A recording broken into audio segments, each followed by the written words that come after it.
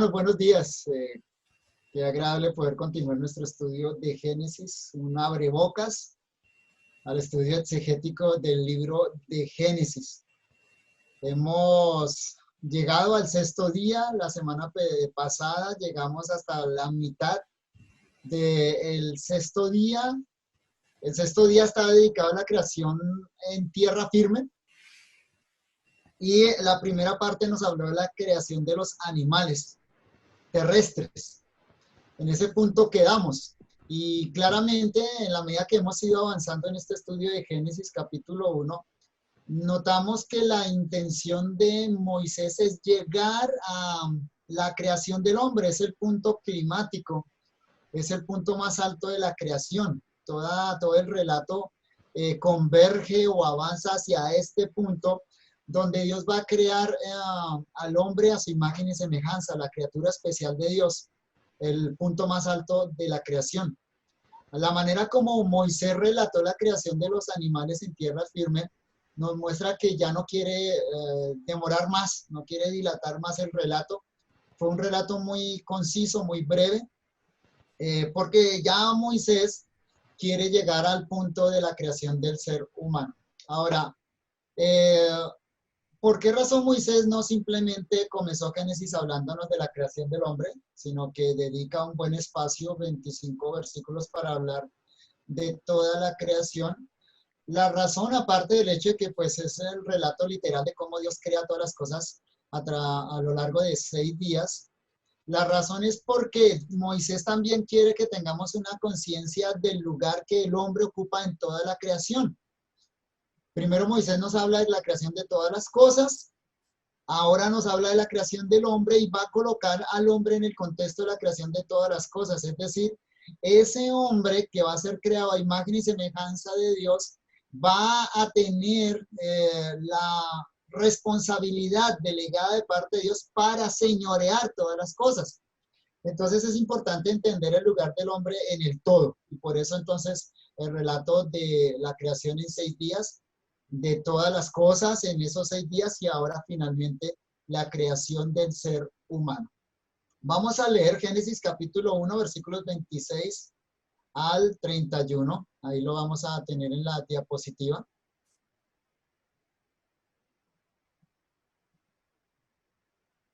Génesis capítulo 1, versículos 26 al 31. Dice el texto: luego dijo Dios, hagamos un hombre conforme a nuestra imagen, conforme a nuestra semejanza, y señoree sobre los peces del mar, sobre las aves de los cielos, sobre el ganado, sobre toda la tierra y sobre todo insecto que pulula sobre la tierra. Entonces creó Dios al hombre a su imagen, a imagen de Dios lo creó, varón y hembra los creó. Los bendijo pues Dios y les dijo: procread y multiplicados, llenad la tierra y sometedla, ejerced dominio sobre los peces del mar, sobre las aves de los cielos y sobre todo animal que se mueve sobre la tierra. Además dijo Dios: he aquí os es dado todo árbol que produce semilla, que está sobre la faz de toda la tierra, y todo árbol en que haya fruto de árbol que produce semilla, para vosotros será por comida. Y a todo animal de la tierra, y a toda ave de los cielos, y a todo lo que se mueve sobre la tierra, en que hay alma viviente, será toda hierba, vegetación por comida. Y fue así. Entonces vio todo lo que hizo, y aquí que era muy bueno. Y hubo tarde y hubo mañana, el día sexto. Quiero hacer algunas observaciones antes de ir al contenido del pasaje como tal. La primera es algo que olvidé decir cuando hablamos de la metodología de traducción que hemos utilizado. Ustedes notan acá en esta lectura y bueno, en los otros pasajes también que hemos estado leyendo, que hay unas palabras que aparecen en letra cursiva, es decir, letra ladeadita. Por ejemplo, noten el versículo 26. Luego dijo Dios: hagamos un hombre. La palabra un aparece ladeada, aparece en cursiva. Esas palabras que hemos colocado en cursiva son palabras que no aparecen en el texto original hebreo, pero que son necesarias en la traducción para un correcto entendimiento de lo que dice en el hebreo. Una buena costumbre o una buena metodología en una traducción es hacerle notar al lector en español qué palabras el traductor ha añadido no por capricho, sino para un buen entendimiento de lo que el texto original quiere transmitir. Entonces aquí, por ejemplo, tenemos ese un que fue añadido en nuestra traducción, pero tiene una buena razón de ser. ¿Sí? Como dije anteriormente, es para transmitir un significado correcto de lo que el texto dice.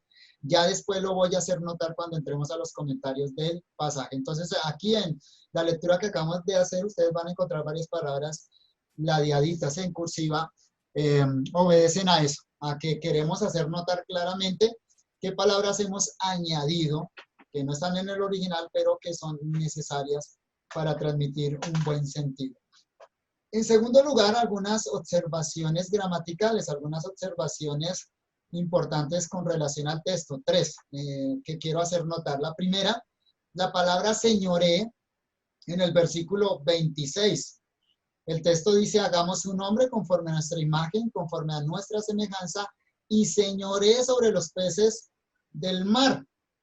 La palabra señoré aparece acá en singular, pero si nosotros vemos el texto hebreo, ese verbo aparece en plural.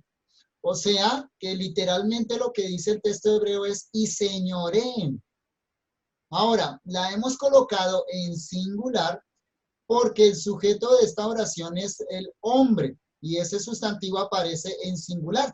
La regla gramatical en español, bueno, y en cualquier otro idioma, es que debe haber una concordancia gramatical entre el sujeto de la oración y su verbo. Si el sujeto es singular, es solo un individuo, el verbo debe estar en singular.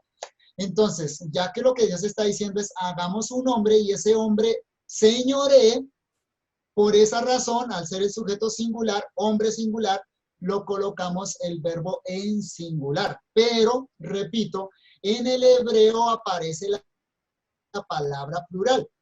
Así también lo traduce la Septuaginta en plural, la Vulgata por su parte sí lo coloca en singular. En hebreo, el sujeto también es el hombre. Es la palabra hebrea Adam que aparece en singular.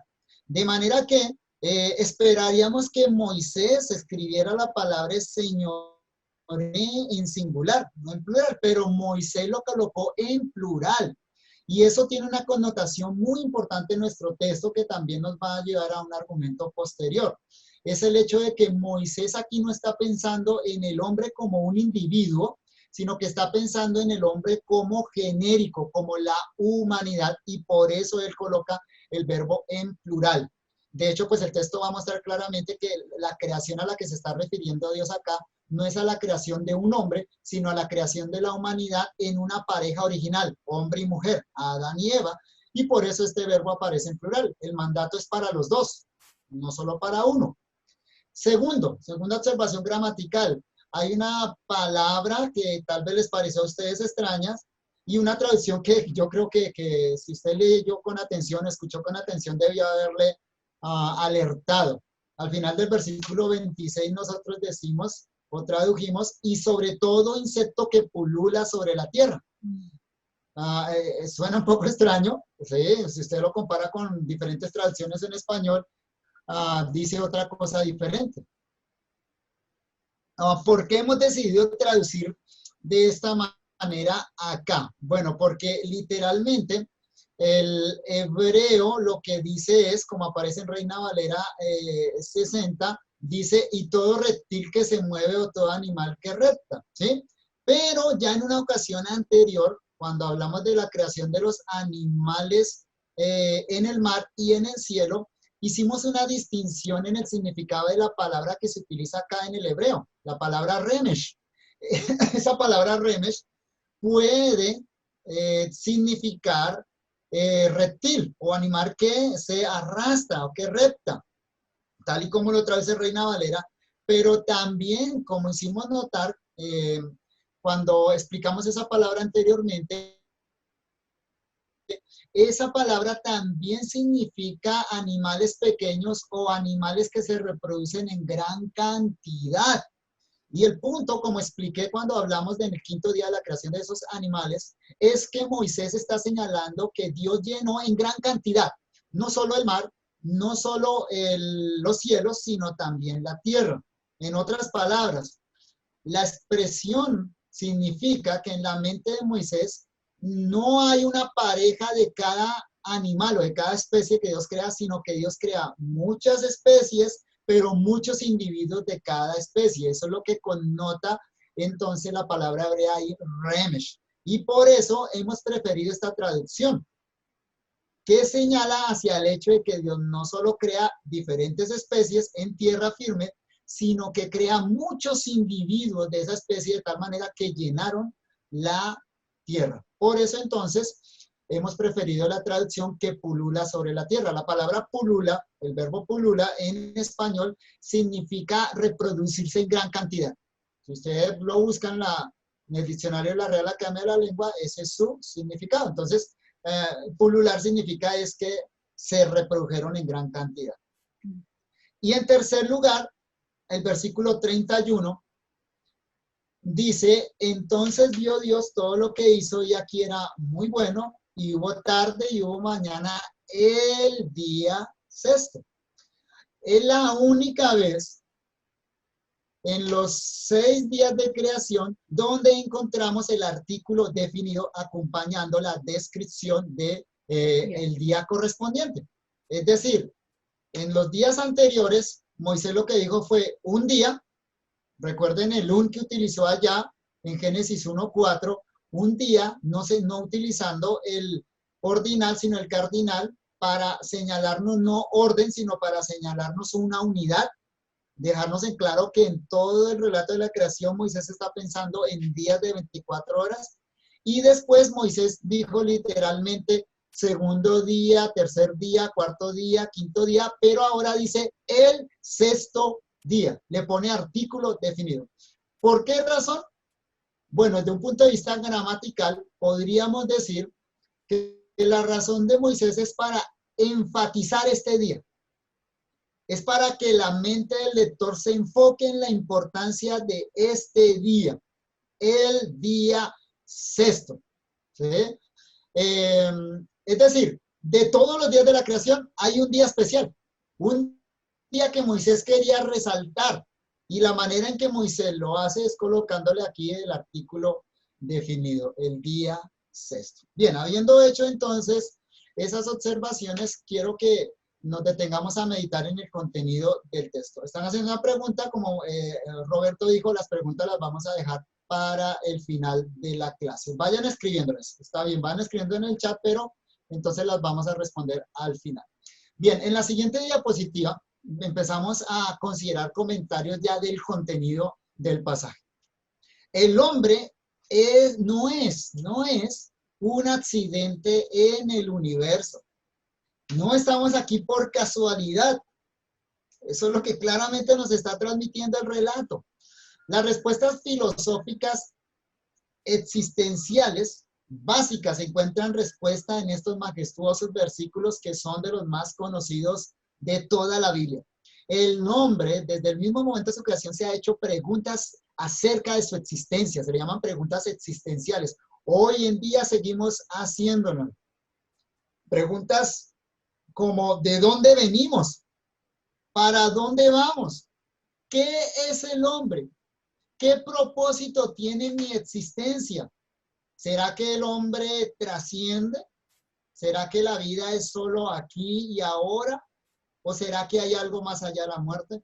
Esas son preguntas que siempre han estado en el corazón del ser humano y que la filosofía, la religión ha tratado de responder y las ha respondido de diferentes maneras. Bueno, a esas preguntas aquí tenemos respuestas bíblicas, respuestas provistas por revelación, es decir, las respuestas que Dios nos da.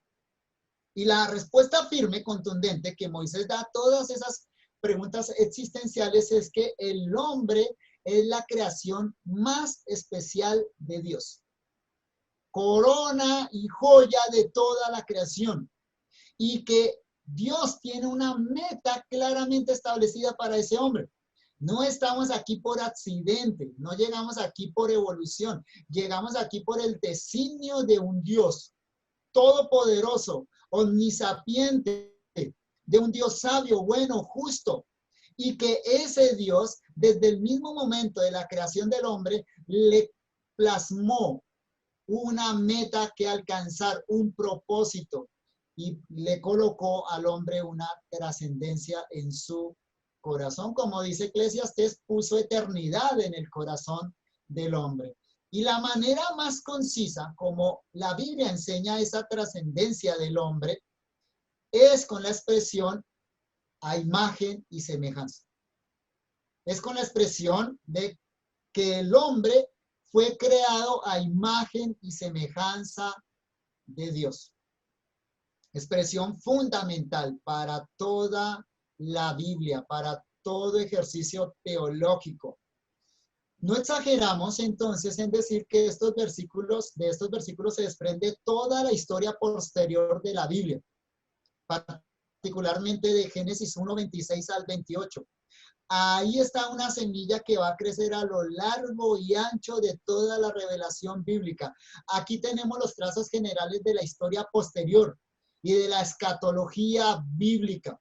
El resto de la escritura simplemente avanza hacia la meta que ahora es establecida. Desde mi punto de vista, Génesis 1, 26 al 28 tiene comprimida toda la escatología bíblica y por lo tanto todo el desarrollo de lo que es la historia de redención. Hagamos algunas observaciones entonces ya puntuales. En primer lugar, notamos que el hombre es producto del plan divino. Es Dios quien dice, hagamos, y no el hombre quien se propone ser. Notan el verbo hagamos, está en primera persona plural. ¿Quién es el que está hablando? Es Dios. Fue Dios quien planeó la creación del hombre. No, entonces el hombre es producto de ese plan de Dios. Obvio, el hombre no existía, no se podía proponer existir a sí mismo. Es Dios quien decide crear al hombre. Como dice el Salmo 100, versículo 3. Reconoced que Jehová es Dios, Él nos hizo y no nosotros a nosotros mismos. Pueblo suyo somos y ovejas de su prado. Ahí el salmista está reconociendo esa gran verdad que Génesis nos está señalando. Es Dios quien se propone crear al hombre. Por lo tanto, el hombre viene a la existencia por designio de su creador. Y esto quiere decir que el hombre no es dueño de su destino. Como dice el hombre moderno, el hombre es dueño de su destino. Eso es una falacia, es una mentira. Ni siquiera nosotros nos podemos dar existencia. Ni siquiera somos dueños de nuestra vida ni de la muerte. ¿Quién es el dueño de eso? Es Dios. Dios es el creador y por tanto el dueño del hombre. Es su Señor. Por lo tanto, el lugar más seguro para el hombre es el reconocimiento de quién es. ¿Quién es el hombre? Es creación de Dios. A eso los antiguos teólogos se referían al Corán Deo.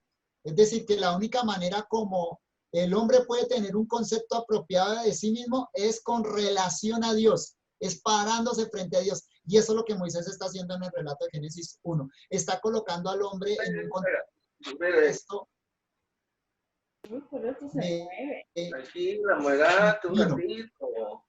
está colocando al hombre con quienes sí se mira delante de Dios. Por esta razón, Pablo afirma que la mayor maldad del ser humano consiste en no reconocer al Creador. Como dice Pablo en Romanos capítulo 1, versículos 20 y 21. Si usted tiene su Biblia a la mano, busque Romanos 1, 20 y 21. Donde Pablo dice, porque las cosas invisibles de él, su eterno poder y deidad, se hacen claramente visibles desde la creación del mundo, siendo entendidas por medio de las cosas hechas, de modo que no tienen excusa. Pues, habiendo conocido a Dios, no le glorificaron como a Dios, ni le dieron gracias, sino que se envanecieron en sus razonamientos y su necio corazón fue entenebrecido. ¿En qué consiste esas tinieblas que cubren el corazón humano? Consiste en el no reconocimiento de Dios como Dios. Es decir, verse a sí mismo como criatura, verse a sí mismo como producto del diseño divino. Ese, según Pablo, es el comienzo del mal que hay en el corazón del hombre. En segundo lugar, la siguiente diapositiva, en segundo lugar, Dios dice, hagamos un hombre. Entonces, lo primero que detallamos de este texto es que es Dios quien dice, hagamos. Lo segundo que destacamos de este texto es que Dios dice, hagamos un hombre. Como les expliqué anteriormente, en el texto hebreo no hay artículo aquí acompañando a la palabra hombre, al sustantivo hombre. Entonces, literalmente, el hebreo lo que dice es, hagamos hombre. No coloca ningún artículo allá. Lo que quiere decir eso es que en la mente del autor estaba presente la raza más que un hombre específico. Cuando se omite el artículo, entonces lo que sucede es que esa palabra, ese sustantivo adquiere un significado genérico. Por lo tanto, entonces, Moisés está pensando es en el género humano. Está pensando en la humanidad como un todo. El propósito de Dios no era en principio crear a Adán, sino crear la humanidad. Pero claro, esa humanidad tiene que tener comienzo con un hombre y una mujer, que van a procrear el resto de la raza. Claro que sí, Dios va a empezar la humanidad con un hombre y con una mujer, pero cuando Dios dice hagamos un hombre, lo que está pensando no es particularmente en Adán, sino que hagamos la raza humana, así como lo hizo con los animales anteriormente. Creó especies, ahora va a crear a la raza humana. Por eso, en este primer capítulo, la palabra Adán siempre ha sido traducida como hombre. Y hubiera sido mejor traducirla como humanidad, pero sé que hubiera sido muy extraño para los lectores, para alguien que leyera una traducción donde diga, hagamos la humanidad. Pero en realidad es lo que Moisés está pensando. La palabra Adán, hebrea, en todo el capítulo 1 significa humanidad.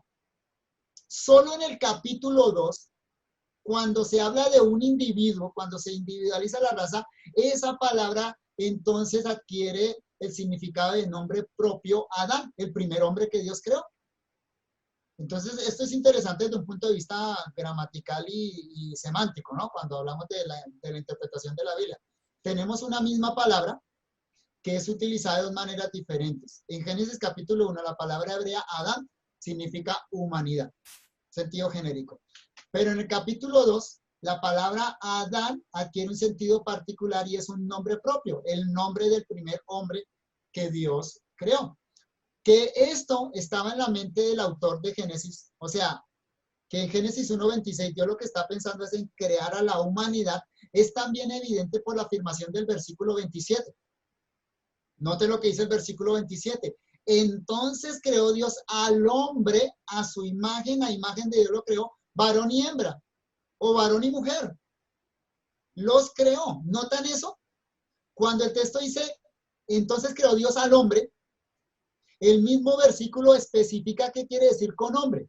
No quiere decir masculino, no quiere decir un individuo, quiere decir la raza humana en cabeza de un varón y una mujer iniciales, Adán y Eva. Claramente entonces el versículo 27 nos enseña que Adán en estos versículos significa humanidad, explicado como varón y mujer. En tercer lugar, el texto afirma que el hombre fue creado a imagen y semejanza de Dios. Lo tercero que quiero hacer notar es que el texto afirma que el hombre fue creado a imagen y semejanza de Dios. Y en realidad está la esencia del texto. Aquí está la idea central de este pasaje. Estos dos términos, imagen y semejanza, son usados como sinónimos. No debemos tratar de hallar algo particular en cada uno de ellos. Ha habido comentaristas, exégetas, que han querido hallar algo particular en imagen y en semejanza, como si la imagen se refiriera a algo específico y la semejanza se refiriera a otra cosa, pero eso es equivocado. Otra vez, desde un punto de vista literario, nos encontramos acá con una endíadis. Ya he mencionado varias endíadis que aparecen en el texto de Génesis 1. Les recuerdo. Una endiadis es un conjunto de palabras unidas con la conjunción y, dos palabritas unidas con la conjunción y, para señalar una totalidad. Cielos y tierra, Génesis 1:1. En el principio creó Dios los cielos y la tierra. Eso es una endiadis. Esos dos términos junticos en la mentalidad hebrea significa el todo. Lo que para nosotros sería la palabra universo. Encontramos otra endiadis en Génesis 1:4. Fue la tarde y fue la mañana un día. Tarde, mañana. Esas dos palabritas, esos dos conceptos en conjunto. Tarde, mañana, en la mentalidad hebrea es día. Hacen parte de una totalidad. Aquí de nuevo encontramos entonces una endiadis. Cuando Dios dice hagamos al hombre a nuestra imagen, a nuestra semejanza, imagen y semejanza son dos palabras que se juntan para expresar una totalidad.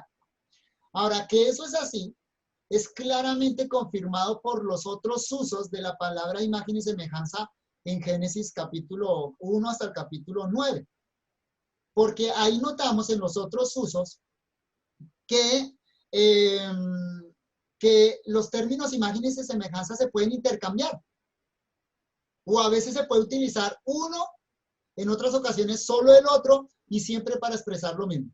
Noten Génesis 1:27. Génesis 1:27. Y creó Dios, si no lo tenemos en la diapositiva, pero si usted tiene su Biblia, búsquelo. Génesis 1:27. Y creó Dios al hombre a su imagen, a imagen de Dios lo creó, varón y hembra los creó. ¿Notan eso? Lo que en el versículo 26 fue afirmado como imagen y semejanza, acá en el versículo 27 solo se expresa como imagen. Entonces, claramente la palabra imagen por sí sola expresa lo que los dos términos expresan en conjunto. Génesis capítulo 5, versículo 1. Génesis 5:1. Este es el libro de las generaciones de Adán. El día en que Dios creó al hombre, a semejanza de Dios lo hizo. ¿Notaron ahí?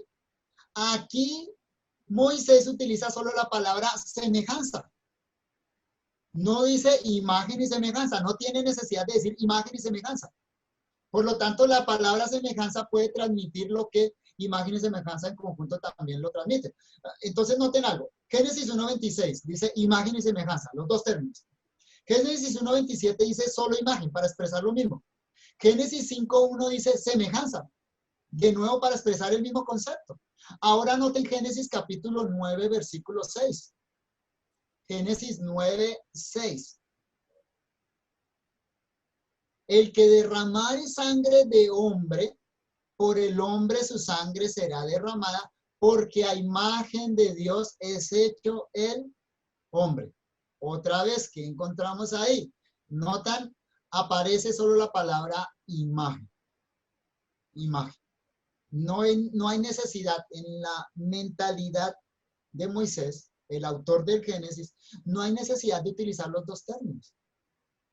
Moisés puede utilizar la palabra imagen sola, puede utilizar la palabra semejanza sola, o puede utilizar los dos términos siempre para referirse al mismo concepto, que el hombre fue hecho con una característica especial que lo hace parecido a Dios, que lo hace portador de una imagen, de una semejanza de Dios, que no lo tiene ningún otro ser creado. Ni siquiera los ángeles, hermanos. De los ángeles nunca se dice eso. Y esa es la característica fundamental del ser humano. Mucho se ha debatido acerca entonces del significado de la imagen y semejanza de Dios en el hombre. Hay una expresión latina para eso. Se le llama la teología de la imago Dei. La imago Dei, esa expresión latina, se refiere a todo lo que se ha expresado, todo el debate teológico que ha habido alrededor de lo que Génesis 1:26 y 27 quiere decir con el hecho de que el hombre fue creado a imagen y semejanza de Dios. Ahora, mucho se ha debatido sobre esto, pero definitivamente el mismo texto es el que tiene que responder la pregunta. Si hemos de responder, ¿qué quiere decir Moisés cuando afirma que Dios creó al hombre imagen y semejanza suya?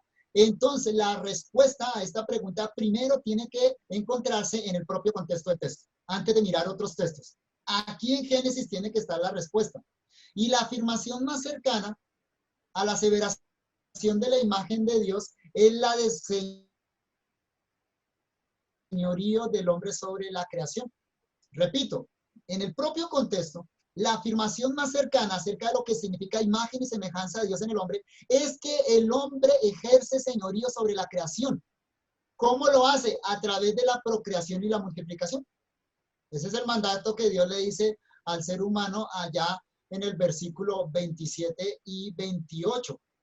Dice el texto, el versículo 27 y 28, entonces creó Dios al hombre a su imagen, a imagen Dios lo creó, varón y hembra los creó. Los bendijo pues Dios y les dijo, procread, multiplicaos, llenad la tierra y someterla. Lo que se le ha llamado el mandato cultural, un mandato creacional. O sea, un mandato que está vigente siempre que el hombre existe. ¿En qué consiste ese mandato? El hombre debe procrear, debe multiplicarse, debe llenar la tierra y debe señorear o sojuzgar toda la tierra. Evidentemente, imagen y semejanza está relacionada con eso, porque es la inmediata mención que hace Moisés. Esto es tan cierto aquí en Génesis 1, 26 y 27, pero también es cierto en Génesis 1, 5, 1 y también en Génesis 9, 6 que leímos anteriormente. Entonces, la imagen divina en el hombre se une al señorío del hombre sobre toda la creación. Y en el verso 27, la bendición de Dios al hombre es una bendición de procreación. Dios bendice al hombre con la capacidad de procrear, pero con un objetivo claro, que no se lo dijo a los animales, porque la bendición de procrear también se la extendió Dios a los animales, pero no le dijo a los animales que se iban a procrear para multiplicarse y llenar la tierra y entonces dominar toda la tierra. La procreación tiene un objetivo.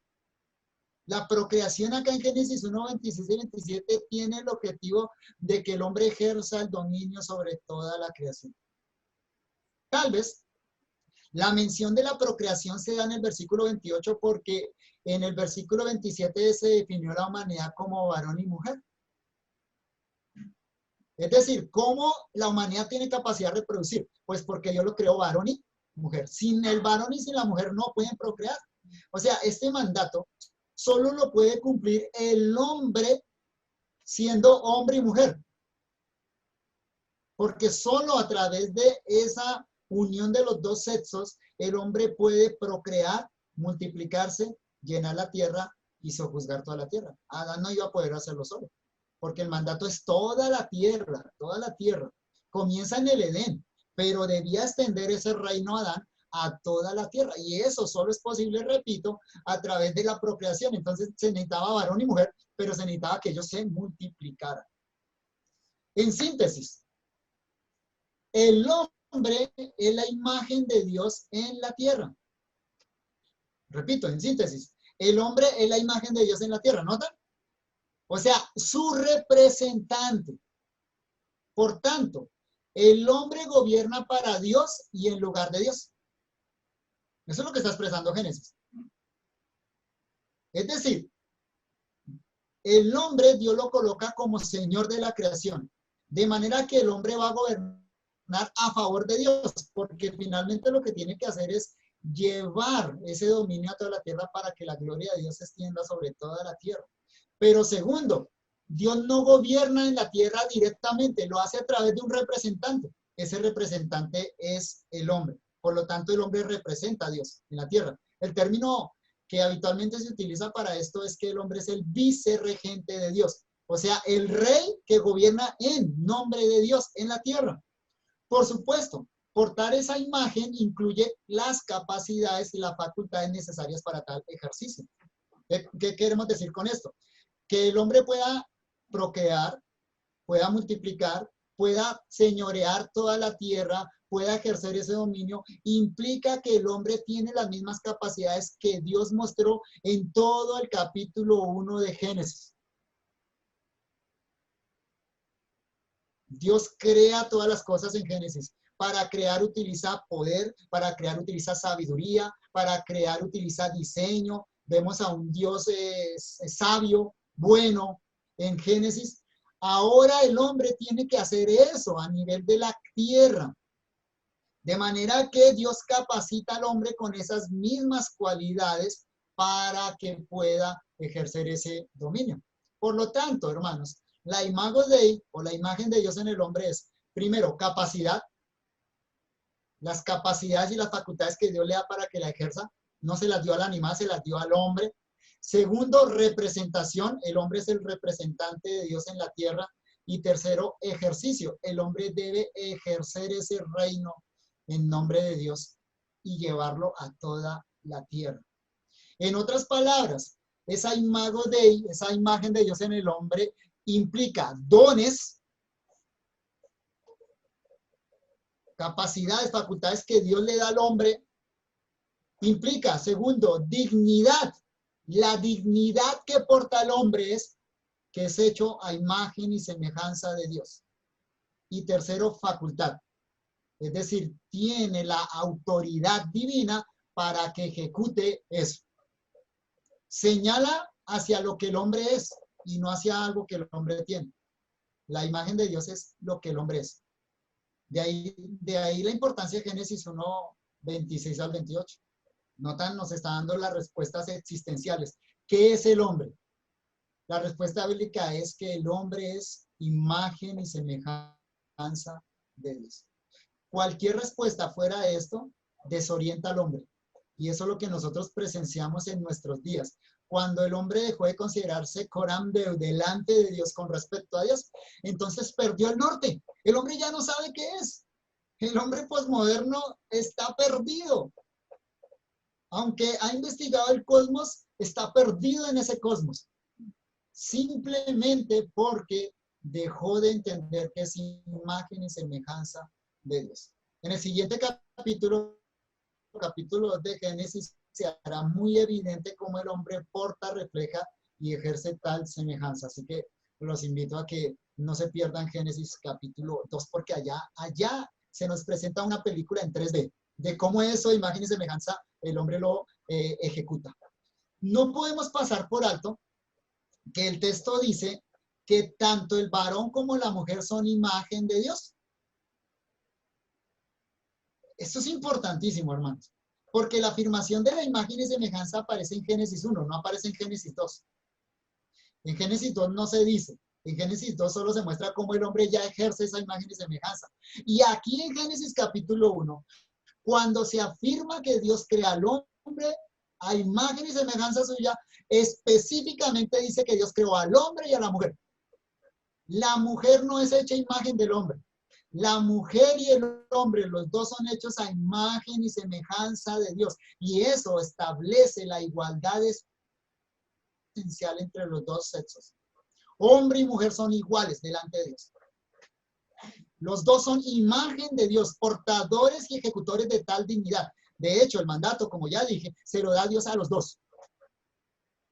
El mandato cultural de procrear, multiplicarse, llenar la tierra y sojuzgarla, Dios se la da a los dos. Y solo los dos lo pueden hacer. Adán sin Eva no lo puede hacer, ni tampoco aparte de sus descendientes.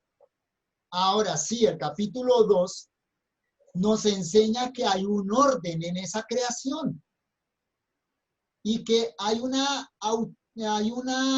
delegación de autoridad particular al varón, y es a quien Dios le da el mandato específico que establece el pacto de obras, el no comerás del árbol de la ciencia del conocimiento del bien y el mal, y que el hombre tiene que transmitir esa enseñanza, ese conocimiento particular a la mujer. Eso sí aparece ya en Génesis capítulos, pero entonces ahí aparecen son la distinción de las funciones o de los roles de los sexos.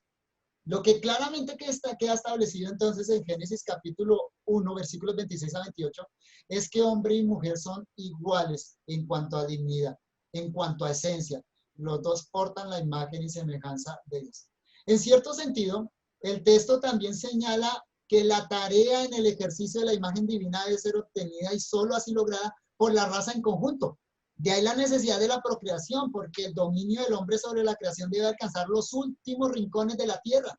Y Adán no va a poder hacer eso, tiene que hacerlo a través de descendientes. Esa tarea entonces solo se puede lograr como raza. Otra vez, eso nos confirma el hecho de que Moisés, o cuando Génesis dice hagamos al hombre, está pensando en la raza, no en un hombre en particular. Para lo cual, o sea, para lograr ese dominio en toda la tierra, es indispensable entonces la armonía entre el hombre y la mujer, que hombre y mujer se junten para la procreación, se multipliquen y que a través de sus descendientes entonces señoreen cada rincón de la tierra.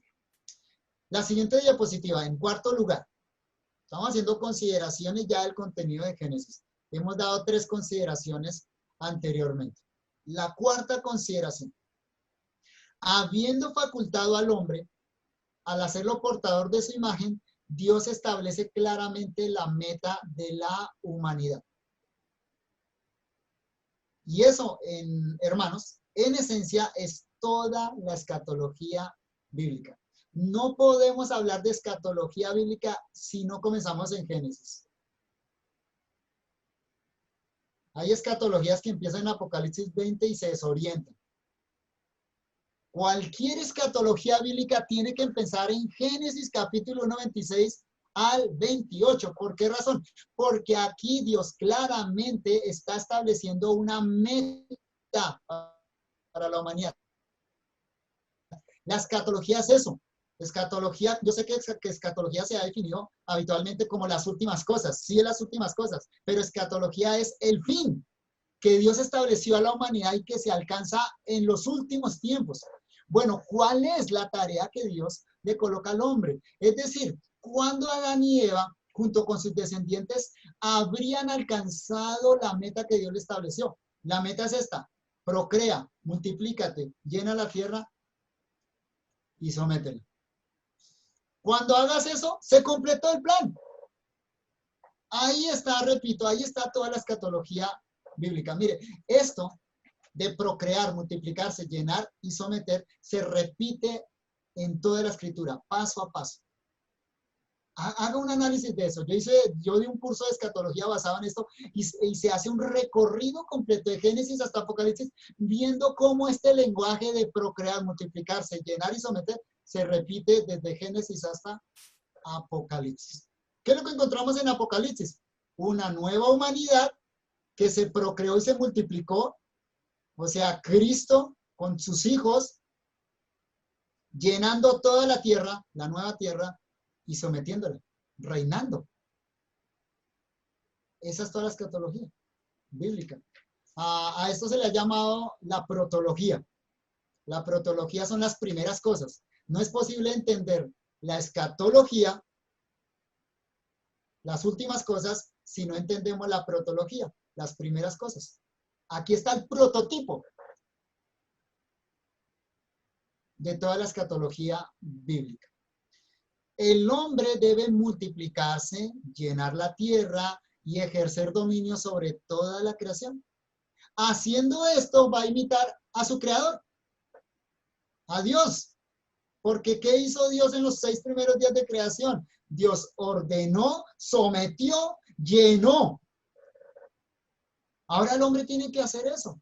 Finalmente, cuando el hombre se multiplique, llene toda la tierra y la sojuzgue, toda la tierra va a ser llena de la gloria de Dios. La gloria que inicialmente entonces estaba en el Edén debe llegar a toda la tierra. Y eso es lo que vemos en Apocalipsis. Claro, no lo cumplió el primer Adán, lo cumple es el segundo Adán, Jesucristo. Jesús no solo rezarse, no solo remedia lo que el pecado de Adán dañó, sino que toma la comisión de Adán y la cumple, la lleva a efecto. Nuestro Señor Jesucristo nos lleva más allá del Edén, nos lleva a la meta que Adán debió haber conseguido. Es como si Dios le estuviera diciendo a Adán y a Eva que replicara lo que él había acabado de hacer en los cielos y en la tierra. O sea, el hombre es imagen y semejanza de Dios porque actúa como su creador. Por lo tanto, imagen y semejanza también significa imitación. El hombre es imagen y semejanza de Dios porque imita a Dios. El llamado alto del hombre es a ser imitador de Dios. Y vamos a ahondar más acerca de eso en el capítulo 2, porque hay una dignidad mayor en imitar a Dios. En quinto lugar, Seguimos con nuestras observaciones de Génesis 1, 26 al 31. En quinto lugar, la forma como Dios expresa la bendición a la humanidad es muy diferente a como lo había hecho con los animales. Hay parecidos, pero hay una diferencia sustancial. Allí, o sea, cuando Dios bendice a los animales, la bendición es expresada como un indicativo. Aquí me metí en gramática. El indicativo verbal señala algo que se asume, algo que se hace. Cuando Dios bendijo a los animales, lo expresó con indicativo, o sea, Dios simplemente les dio a los animales esa capacidad. La bendición de Dios consiste en darle al animal la capacidad para reproducirse. Ahora, aquí en Génesis 1, 26 al 28, aparece expresado como un imperativo. El modo imperativo del verbo, en hebreo, igual en español, indica mandato. Hay una diferencia entre en expresar algo en indicativo a expresarlo en indicativo. Hay una diferencia grande en decir algo así como, mira, te traigo esto para que comas, o a decir, come. Lo primero es indicativo, lo segundo es imperativo. A los animales Dios le dice, los bendigo. Al hombre, los bendigo con la multiplicación. Al hombre Dios le dice, multiplícate. Es un mandato. Allí a los animales Dios los bendice diciendo. Dios los bendijo diciendo, literalmente el texto, allá en ese pasaje, déjenme recordarles el versículo, versículo 22, Génesis 1, 22, los bendijo pues Dios diciendo. Nota que la bendición se expresa por medio del diciendo, o sea que la bendición es lo que Dios le dice a los animales. Aquí en el caso del hombre, de Adán y Eva, la bendición se comunica verbalmente con el hombre. Aquí Dios les dice en el versículo 28, los bendijo pues Dios y les dijo. ¿Nota la diferencia? Es pequeñita, pero es importante. Repito, a los animales Dios les dice esto, los bendijo pues Dios diciendo. Al hombre se le expresa así, lo bendijo pues Dios y le dijo. O sea, con el hombre Dios puede establecer un diálogo, con el animal no. El hombre responde al mandato de Dios. El animal no tiene esa capacidad volitiva de responder al mandato de Dios. Allá a los animales es solo multiplicarse. En el caso del hombre es multiplícate para que sometas. ¿Notan esas diferencias tan impresionantes en el texto? Todo esto afirma aún más la diferencia esencial que existe entre el hombre y el resto de la creación. El hombre es imagen de Dios. Ninguna otra creación porta tal dignidad. Los animales procrean por naturaleza.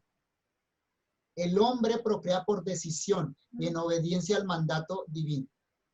Repito, los animales procrean por naturaleza. El hombre procrea por decisión en obediencia al mandato divino.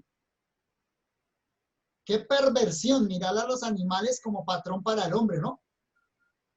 ¿Qué es lo que hacen las ciencias modernas? Mirar a los animales para el patrón humano. Génesis nos está diciendo es muy diferente, porque es que el animal solo ejerce algo por naturaleza. El hombre lo ejerce racionalmente. Y qué triste pensar lo que sucede en nuestros días, ¿no? Cómo el hombre moderno ha revertido esa situación. Lamentablemente y con lágrimas hay que decirlo, ahora los hombres parece que ejercen la sexualidad por naturaleza, por instinto, no pueden controlar eso. Perdieron la racionalidad como animales, siguiendo el instinto, e incluso se evita por cualquier medio, por todos los medios, se evita procrear. Se quiere ejercer una sexualidad animal, entre comillas, por instinto, pero no se quiere procrear. Una doble negación de lo que Dios le ordenó a la humanidad. El hombre debe entender entonces que la procreación es un mandato y hay que obedecerlo. Y segundo, que nosotros ejercemos la sexualidad de una manera racional, porque Dios nos creó a imagen y semejanza suya. La siguiente diapositiva, en sexto lugar. Es un texto muy rico y en realidad no lo estamos agotando. Habría mucho más que decir de este texto. Simplemente estamos haciendo unas observaciones generales de este pasaje. En sexto lugar, el lenguaje de los versículos 26 y 28, también del versículo 29, es inequívoco. Acá no podemos fallar. Aquí es clarito lo que se expresa. Dios entregó un dominio total al hombre. Total. Sobre todo cuanto había creado. Todo. Nada escapó al dominio del hombre. Como replica el Salmo capítulo 8, todo lo pusiste debajo de sus pies. Salmo 8 comienza preguntando, ¿qué es el hombre? Para que te acuerdes de él, y el Hijo del Hombre para que lo traigas en memoria. Y la respuesta que da el mismo Salmo 8 es, le hiciste un poco menor que los ángeles. Lamentable traducción. Porque la palabra ángeles en hebreo allá es Elohim. Literalmente la respuesta del Salmo 8 es coincidente con Génesis 1. ¿Qué es el hombre? Respuesta, le hiciste un poco menor que Elohim, que Dios, no que los ángeles. El hombre es mayor que los ángeles. Los ángeles están para el servicio de los hombres. De manera que el hombre, al ser a imagen y semejanza de Dios y estar solo por debajo de Dios, es la criatura más especial. En el orden jerárquico de la creación, Dios es el creador, el resto es criatura, pero ahí en primer lugar está el hombre, no el ángel, es el hombre que está ahí. Y estas son ideas importantísimas para Génesis capítulo 3, cuando aparece un ángel. El hombre que está ahí inmediatamente después de Dios, el hombre recibe un dominio total de la creación. Y Moisés utiliza dos palabras bien duras, bien fuertes, para expresar ese dominio, ese señorío. La primera, someter, en hebreo radá, es una palabra muy fuerte. La segunda, ejercer dominio, la palabra hebrea kabash. Son términos fuertes que si los miramos en otros contextos bíblicos, siempre señalan hacia un señorío absoluto. Por ejemplo, Salmo 72, 8, dice, dominará de mar a mar. La palabra dominará ya en hebreo es radá, que se traduce someterse en Génesis, aquí en nuestro texto de Génesis. Y desde el río hasta los confines de la tierra. Noten la expresión, dominará de mar a mar y desde el río hasta los confines de la tierra. Está hablando de un dominio completo y absoluto. Eso es lo que significa el término. O el Salmo 110, versículo 2. Salmo 110, versículo 2. Jehová enviará desde Sión la vara de tu poder. Domina. Hebreo radá, domina en medio de tus enemigos. Es una palabra fuerte. Acá se está expresando en un contexto de los enemigos. Señorea, domina tus enemigos. Segunda Samuel capítulo 8, versículo 11. Segunda Samuel 8, 11. Los cuales el rey David dedicó a Jehová con la plata y el oro que había dedicado de todas las naciones que había sometido. Aquí el verbo hebreo es kabash, que en hebreo se tradujo, que en Génesis se tradujo como ejercer dominio. Mire, todas las naciones que David había sometido, cuando las sometió, las saqueó. Entonces, evidentemente, el uso de estos términos implica que el hombre tiene un señorío absoluto sobre la creación. No es un señorío mal llevado, es un señorío responsable, es un señorío para la gloria de Dios. En ningún sentido esto implica que el hombre entonces puede y debe despilfarrar, puede y debe destruir la naturaleza. No, al contrario, todo esto significa que el hombre debe ejercer un dominio responsable sobre la creación, porque debe darle cuenta a Dios de eso, y en segundo lugar, porque haciendo eso proclama la gloria de Dios. Y nuestro Dios, ya vimos en Génesis 1, que no solo crea, sino que también preserva la creación. No solo creemos en la doctrina de la creación, sino en la preservación. Dios tiene cuidado de la creación. Así el hombre, como imitador de Dios, ejerce un dominio, pero cuidando de la creación. Utilizándola para su bien, claro que sí, explorándola, mirando qué hay en la naturaleza que le puede servir para él. ejerciendo la capacidad que Dios le dio para crear,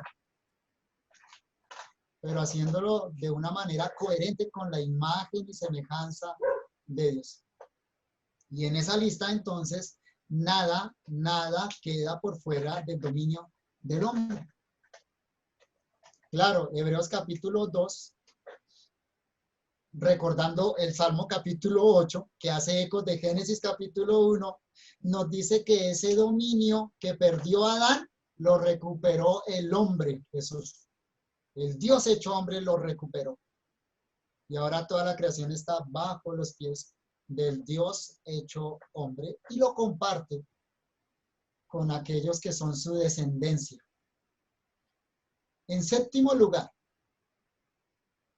ya casi llegamos al final de las observaciones de este texto. En séptimo lugar, vemos que Dios establece una dieta vegetariana para el hombre y para los animales. Sin embargo, hay una distinción sutil que el texto nos da. Al hombre son dados los árboles frutales y la vegetación que tiene semilla, versículo 29. ¿Qué puede comer el hombre? ¿Cuál es la dieta que Dios le establece al hombre? Árboles frutales y vegetación que tiene semilla.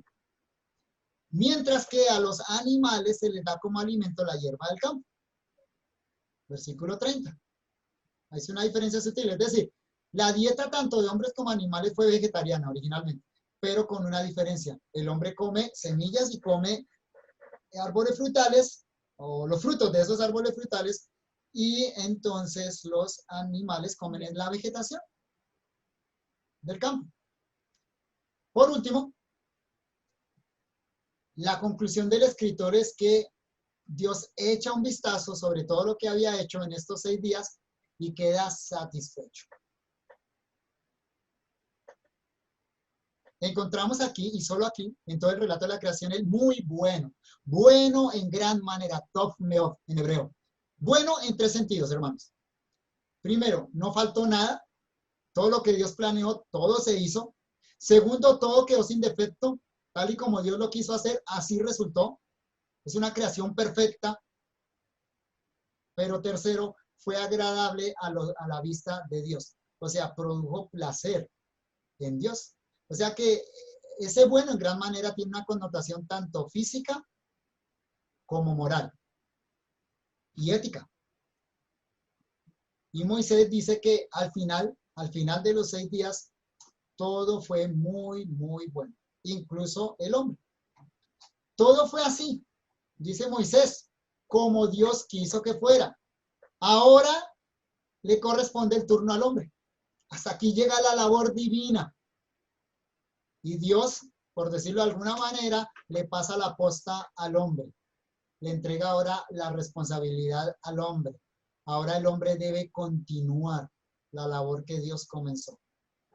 El hombre debe extender esa labor creativa a todos los rincones de la tierra, pues en este momento Dios va a entrar en su reposo. Este fue el 6º día de creación y con este termina el acto creador. Pero no la narración de la creación, ya que la creación como plan tiene un fin determinado. ¿Me explico? Hasta aquí llega el relato de la creación original de Dios en 6 días. Pero la tarea tiene que continuar. ¿Quién la va a continuar? El hombre. ¿Cuándo va a terminar? Bueno, cuando toda la creación de Dios entre en el reposo de Dios.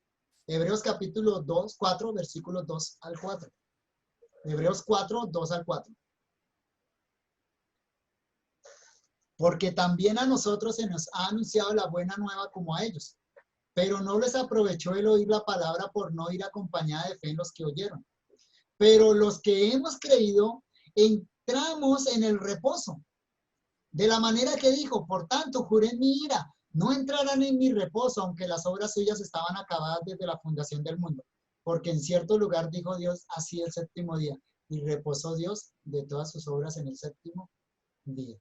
Dios entra en su reposo, pero el hombre entra en su labor de imitar a Dios hasta que complete la tarea y repose como su creador.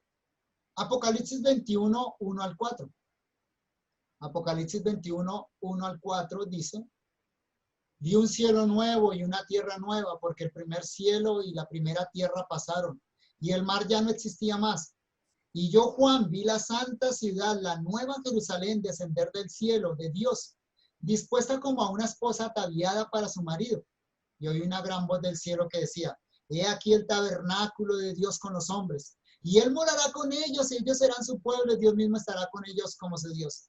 Enjugará Dios toda lágrima de los ojos de ellos, y ya no habrá más muerte, ni habrá más llanto, ni clamor, ni dolor, porque las primeras cosas pasaron. Aquí se completa ese gran reposo.